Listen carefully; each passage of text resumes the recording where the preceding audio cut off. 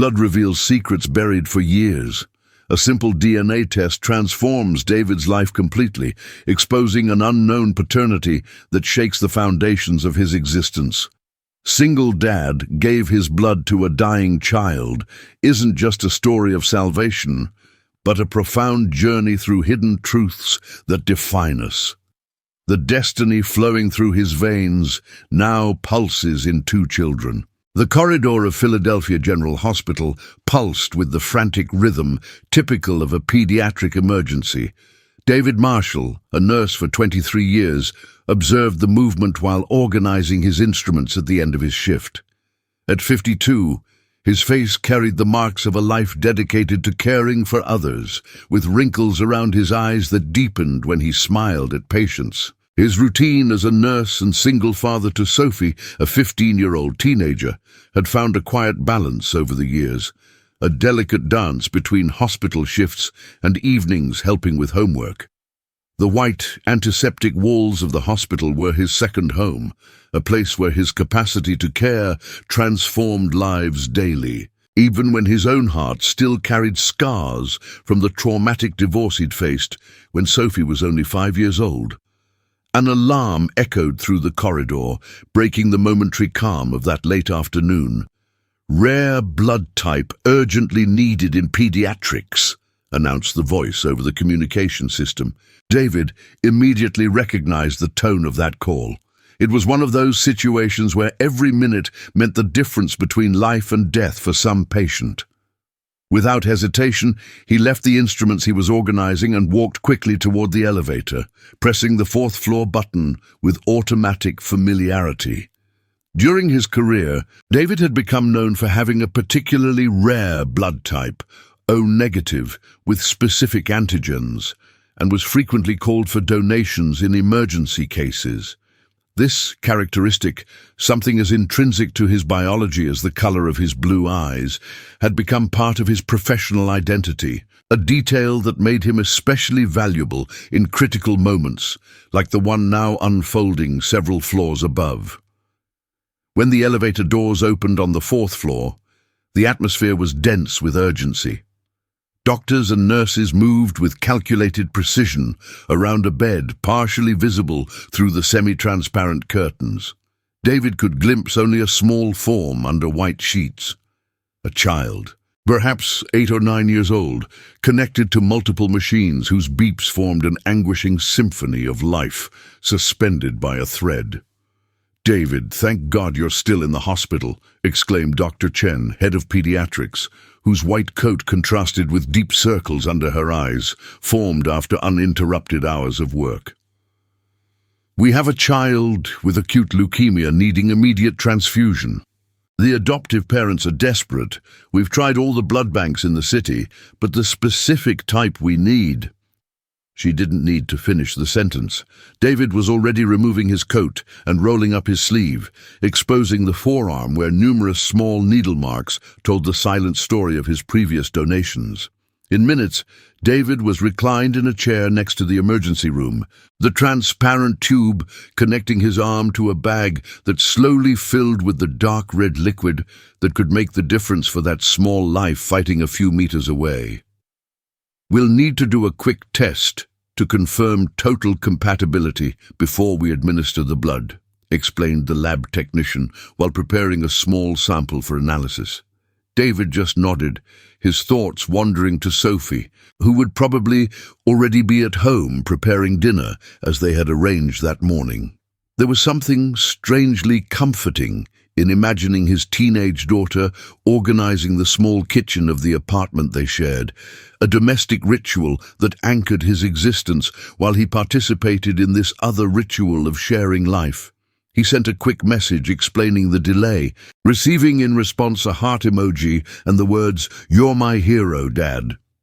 The donation process was completed in 40 minutes, and David watched the blood bag being taken immediately to the room where the child was.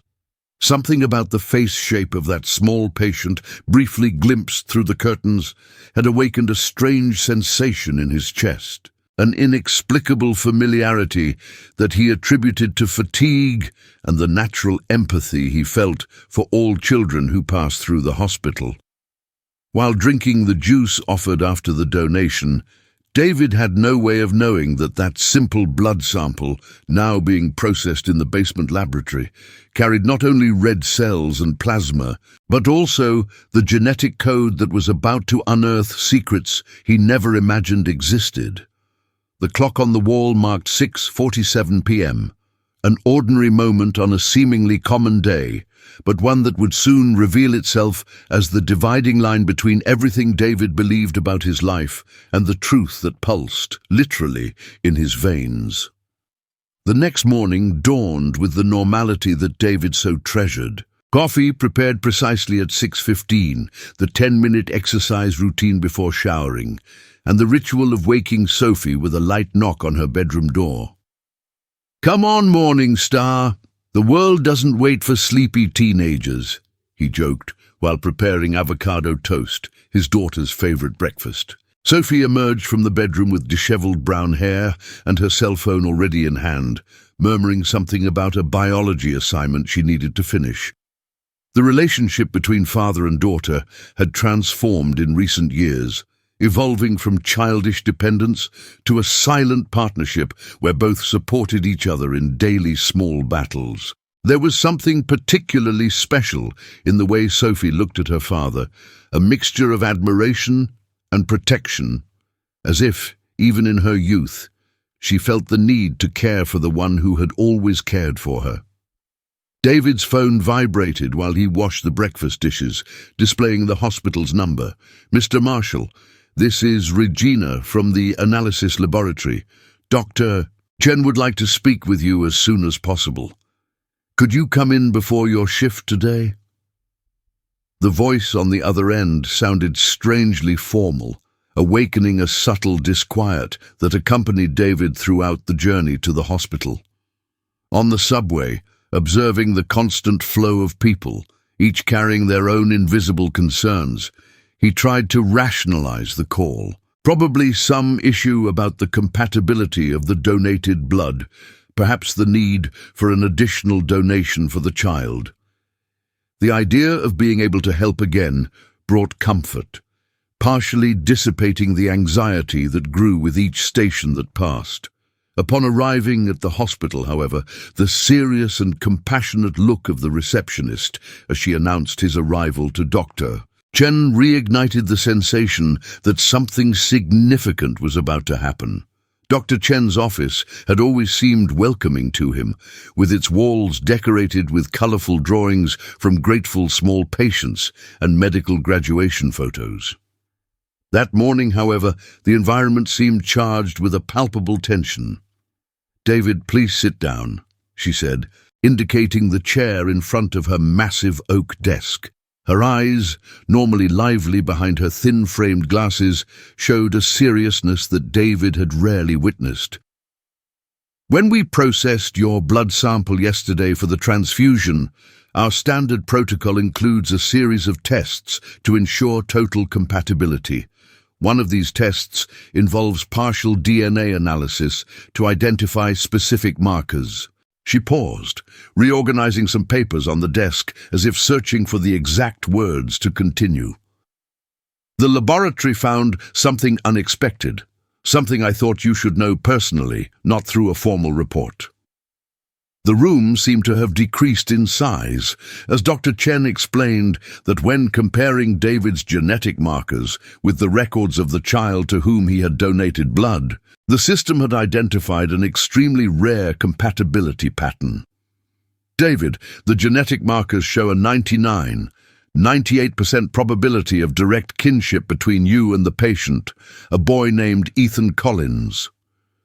The words hovered in the air like suspended particles, refusing to be fully processed by his brain. "We're talking about biological paternity," she continued, her voice now softer. "According to our records, Ethan was adopted shortly after birth by Michael and Laura Collins. He is 9 years old." 9 years! David quickly calculated in his mind, going back to 2016, a particularly turbulent period after his divorce, when he had spent a few months in Boston for a pediatric nursing specialization program, temporarily leaving Sophie in the care of his ex-wife. The journey back home that day seemed endless. David felt as if he carried not only his tired body, but the weight of a truth that completely rearranged his understanding of the past. Memory fragments now emerged in a new light.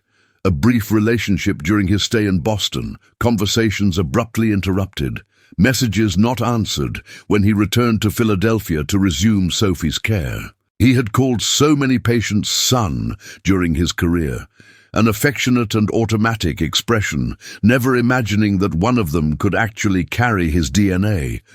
Upon entering his apartment, he found Sophie bent over chemistry books at the living room table, her reading glasses slipping down her nose as she absent-mindedly bit the end of a pencil.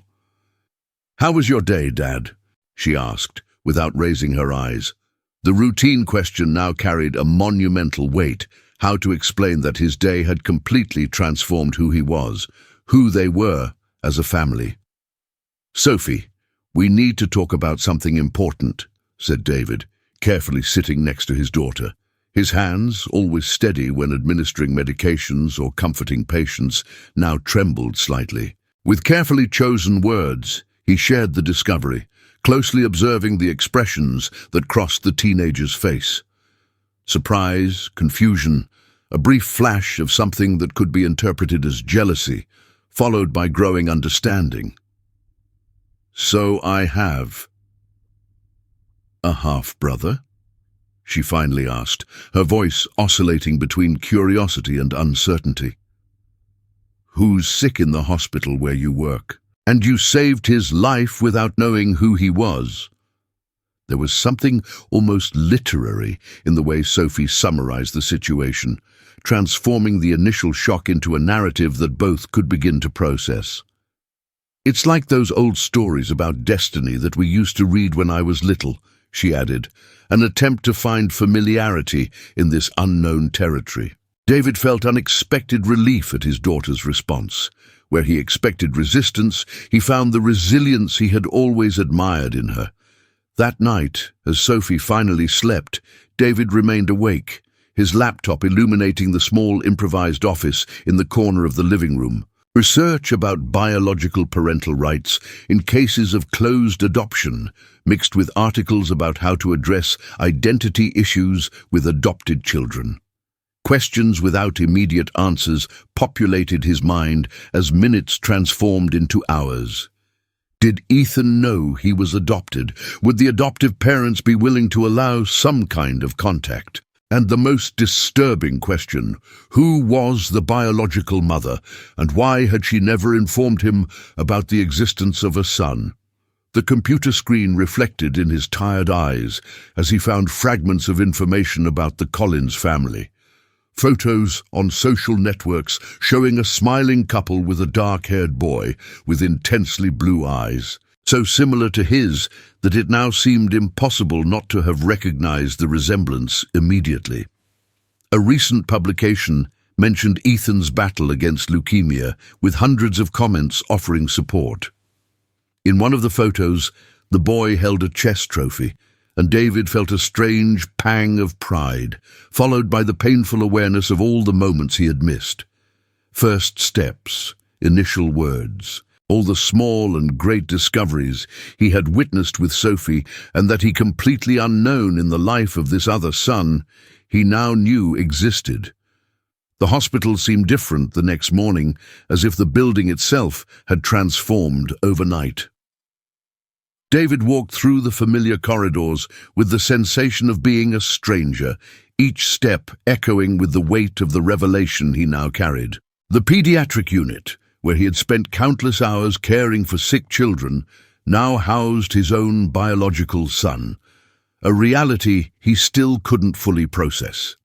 As he approached the nursing station, he was greeted by Nancy, a longtime colleague, who observed him with a mixture of curiosity and compassion.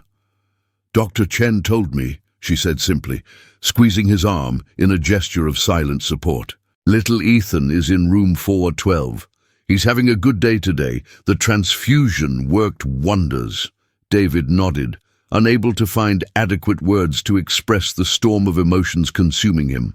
The corridor to room 412 seemed to stretch infinitely, each step bringing him closer to an encounter for which no medical training or life experience could have prepared him. Through the small window in the door, David glimpsed the room decorated with colorful drawings and balloons, signs of a loved child cared for by people who had assumed the role he didn't know was his.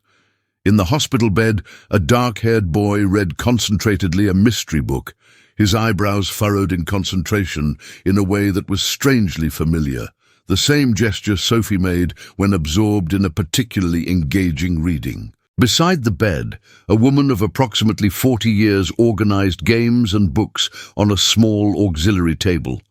Laura Collins, David presumed, feeling unexpected gratitude for this woman who had raised his son during years when he didn't even know of the boy's existence. His heart beat violently against his ribs when he finally knocked softly on the door and entered, introducing himself as the nurse assigned for the morning shift, a half-truth that would give him time to observe and understand before revealing the complete truth. "You're the man who donated the special blood to me," said Ethan suddenly, his blue eyes, perfect reflections of David's, fixed on the newcomer with a perception that seemed beyond his 9 years. "Mom said you have the same rare type of blood as me, and that it helped me get better." David felt his throat tighten at the simplicity of that observation. "Yes, that's me," he managed to respond, approaching to check the vital signs displayed on the monitor beside the bed, a professional gesture that momentarily masked the much deeper connection that existed between them. Laura Collins watched the interaction with a grateful smile, completely unaware of the true nature of the bond between the nurse and her adoptive son. "Ethan has been very interested in the science behind transfusions since he started treatment," she explained. "He's been asking 1,000 questions about DNA and how blood works." The innocent comment sent a chill down David's spine. Was it possible that some intuitive part of the boy already suspected the connection between them? During the following days, David found professional pretexts to frequently visit room 412, gradually getting to know the son he never knew he had. He discovered that Ethan loved chess and astronomy, hated broccoli, but loved raw carrots, and dreamed of being a scientist to fix the DNA of sick people like me. With each new discovery, David felt simultaneously wonder and a deep pain for the lost years. At home, Sophie had become an unexpected ally, absorbing the situation with a maturity that surprised her father. "You need to tell him and the adoptive parents," she insisted during dinner, a week after the initial revelation. "If it were me, I would want to know." Her words carried a wisdom that transcended her age. Perhaps from being the daughter of a single father, Sophie had developed an early understanding about the importance of family connections and the honesty that sustained them. "What if they don't let me be part of his life?" asked David, expressing aloud the fear that tormented him in the sleepless hours of dawn. Sophie considered the question with the seriousness the situation required. "Then at least you will have been honest. And honesty is what you always taught me to value above all else." The opportunity to reveal the truth arose unexpectedly on a Thursday afternoon, when David found Michael Collins alone in the hospital cafeteria. The man who had raised Ethan as his son for the past 9 years looked exhausted, the marks of stress and sleepless nights evident on his face. With initial hesitation that soon gave way to calm determination, David sat at the table and introduced himself not as the nurse who cared for Ethan, but as the man whose blood had saved the boy's life. The conversation that followed was initially tense, then emotionally brutal in its honesty. "The blood compatibility test revealed something I didn't know," explained David, his hands squeezing the now cold coffee cup. "Ethan is biologically my son. I never knew of his existence until last week." Michael Collins remained silent for long moments, his gaze fixed on a distant point beyond David's shoulder, as if seeking answers on some invisible horizon. When he finally spoke, his voice was firm despite the contained emotion. "We always knew this day could come. Laura and I have told Ethan he is adopted since he was 5 years old, but to discover it this way, Dave..." The silence that followed carried the weight of all the lives altered by this revelation. David's, who discovered he was the father of a child he had never known. Michael and Laura's, whose adoptive son now had a tangible biological connection. Ethan's, fighting against a serious illness while his understanding of identity faced a possible transformation. And Sophie's, whose definition of family was being expanded in unexpected ways. "I'm not here to take your place," David finally said, feeling the importance of making this truth absolutely clear. "You are Ethan's parents in all the ways that really matter. But now that I know of his existence, I can't simply go back to a life where I pretend he doesn't exist."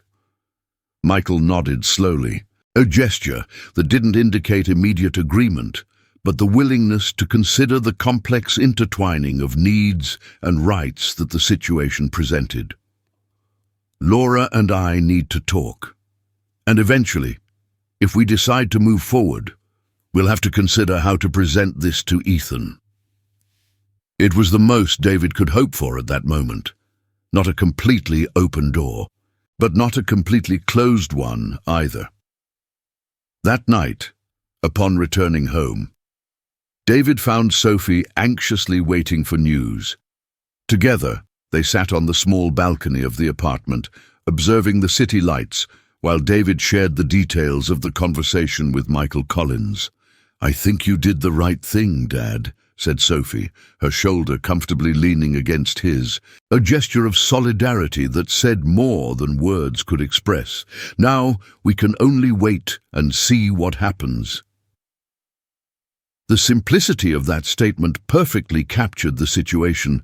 They had planted the seed of truth and now needed to allow it to germinate at its own pace, even if the process was painful or uncertain. As dusk transformed the sky into shades of purple and orange, father and daughter remained in contemplative silence, each absorbing the possibilities that the future now offered. Somewhere in the city, another family, the Collins, were undoubtedly involved in their own version of this same conversation, trying to navigate a path through completely unexpected emotional territory. The link that now connected these two families was not just the shared DNA between David and Ethan, but also the genuine concern for the well-being and happiness of a child who, by accident of fate or designation of the universe, belonged in some way to both worlds. 3 days passed without news from the Collins, each hour amplifying the anxiety that David tried to disguise under a facade of professional normality. During his shifts at the hospital, he purposefully avoided room 412, respecting the space that Michael had implicitly requested to process the situation with his wife. Sophie observed her father with vigilant attention, noticing how he checked his phone with unusual frequency, and how his eyes invariably sought any dark-haired, blue-eyed child in the public spaces they frequented. On Sunday night, as they prepared dinner together, a ritual they had maintained even through the emotional turbulence of the week, the phone finally rang, displaying an unknown number. "Mr. Marshall, this is Laura Collins." The voice on the other end sounded surprisingly calm, almost rehearsed. "Michael and I would like to speak with you in person, if possible. Could we meet tomorrow evening at our house? We think it would be better to discuss all this in a more private environment than the hospital."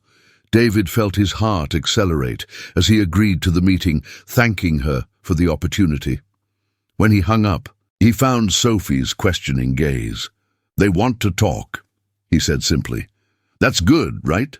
At least it's not definitely a closed door. The Collins house was a red brick construction in a tree-lined neighborhood on the outskirts of Philadelphia, the type of residence that evoked images of family dinners and carefully decorated Christmas trees. David remained a few moments in the car parked in front, gathering courage for what would undoubtedly be one of the most important conversations of his life. Upon ringing the doorbell, he was greeted by Laura Collins, whose tense smile revealed the emotional complexity of the situation. "Thank you for coming," she said, leading him to a cozy living room where Michael waited. Above the fireplace, various photographs documented Ethan's life, from a baby in the arms of his adoptive parents to recent images of school competitions and family vacations. David couldn't help but notice how, as Ethan grew, his resemblance to Sophie became more pronounced. The same eye shape, the same slightly crooked smile when genuinely laughing. "Ethan is sleeping," explained Michael, indicating an armchair where David could sit. "The medications make him quite tired at the end of the day." The casual comment about the boy's health status served as a reminder of the precarious situation that had, ironically, allowed this discovery in the first place. The initial conversation was cautious, with all three adults carefully navigating around the central subject, as if testing the solidity of the ground before venturing deeper. Gradually, however, the barriers were lowered.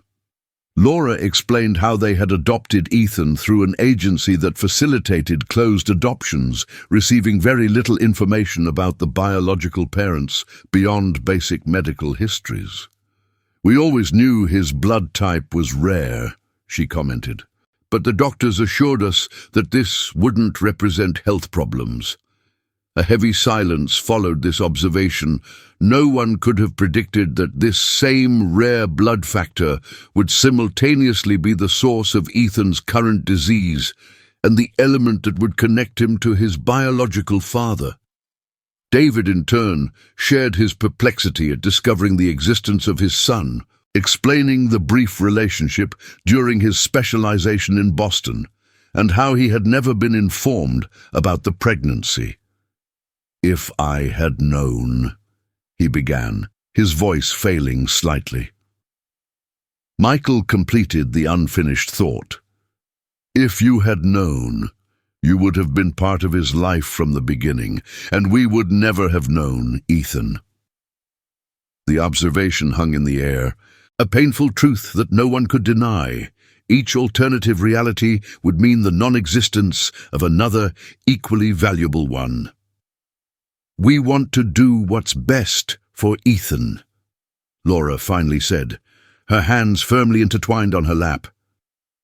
"He's already dealing with so much because of the leukemia, but we also recognize your right to know about your origins, especially considering the extraordinary circumstances that have brought us to this point."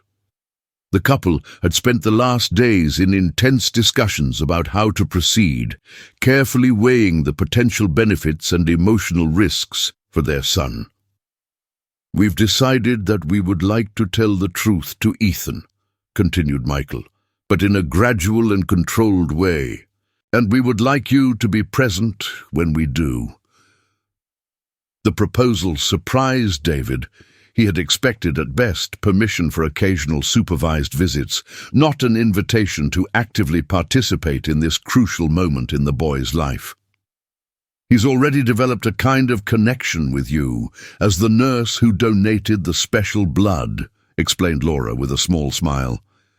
"Perhaps at some level, he already feels something he can't explain."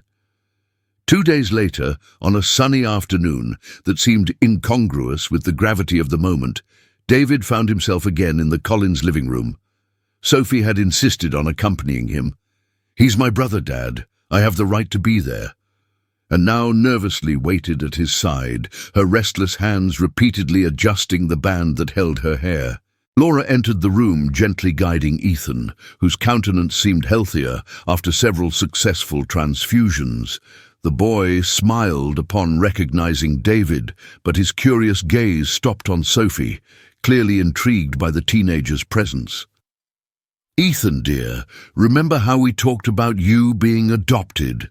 began Laura, sitting next to her son on the sofa, "and how we said your biological parents couldn't take care of you, but chose us to be your family."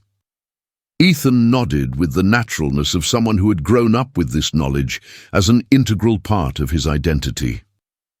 "Well, something very special and unexpected happened," she continued, seeking the right words to convey a complex truth for a child's understanding. "Remember Nurse David, who donated special blood to you?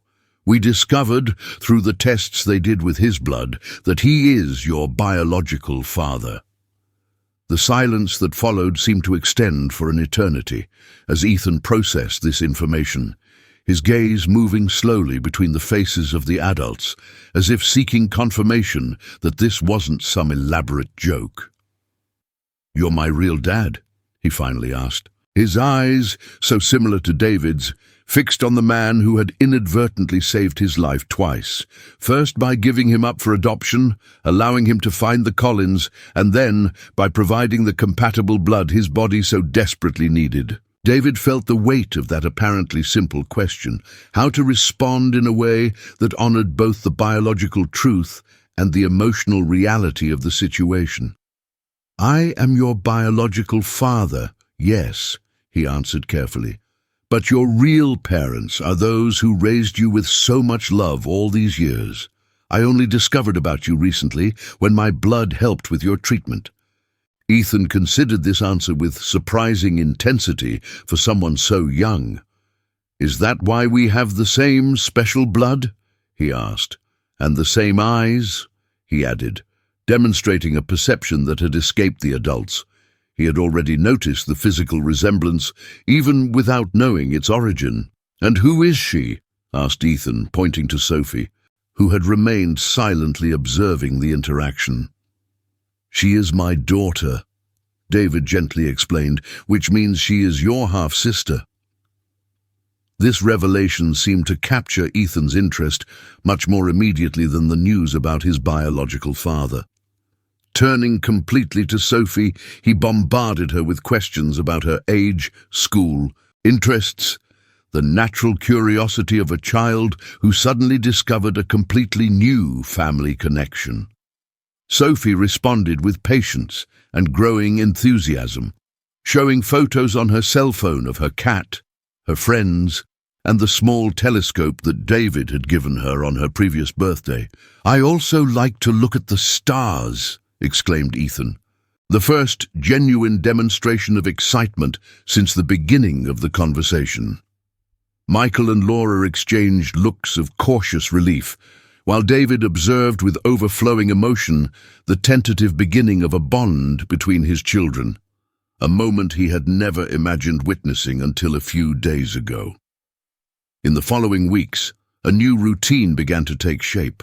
David and Sophie visited the Collins regularly, initially with the pretense of monitoring Ethan's medical treatment, but gradually evolving to family dinners and afternoons of board games. Ethan's condition improved constantly, his doctors optimistic about complete remission.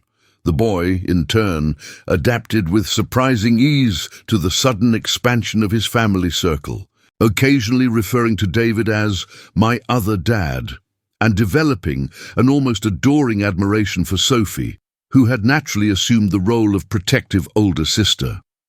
On a particularly significant afternoon, while the adults talked in the kitchen, Sophie helped Ethan with a solar system model for a school project.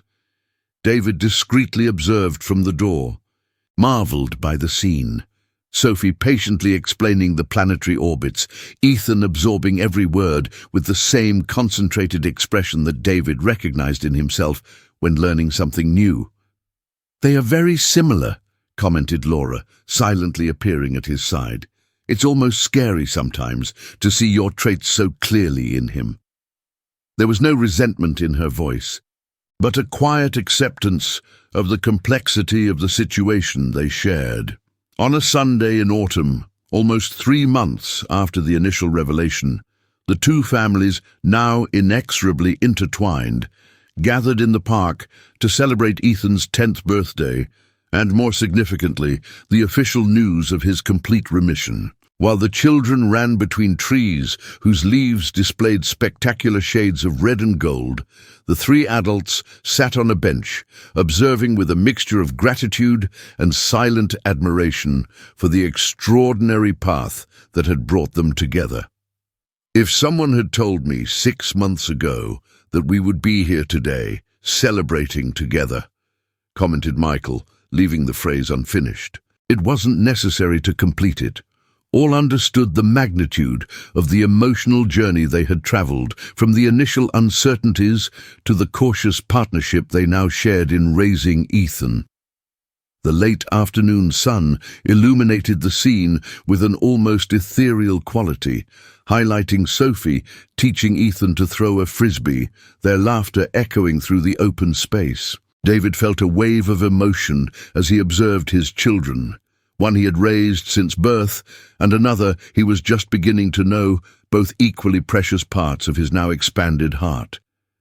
The blood that ran in their veins, the same rare blood that had revealed this unexpected connection, was just the beginning of the story they were writing together, a story not only of biological ties, but of conscious choices to remain connected, despite the extraordinary circumstances that had united them.